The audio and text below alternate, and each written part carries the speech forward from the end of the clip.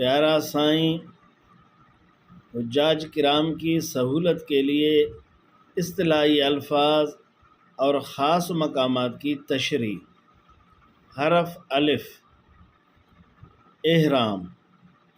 احرام کے معنی شریعت مطہرہ کے مطابق اپنے لیے بعض چیزوں کو حرام کر لینا ہے، یعنی حاجی جس وقت حج یا عمرہ یا دونوں کی نیت کر کے تلبیہ پڑھ لیتا یا تلبیہ کے قائم مقام فعل کر لیتا ہے تو اس کا احرام بندھ جاتا ہے، اور اس پر احرام کی وجہ سے چند حلال اور مباح چیزیں حرام ہو جاتی ہیں، اس لیے اس کو احرام کہتے ہیں۔ اور مجازاً ان دو چادروں کو بھی احرام کہتے ہیں جن کو حاجی احرام کی حالت میں استعمال کرتا ہے۔ اللہ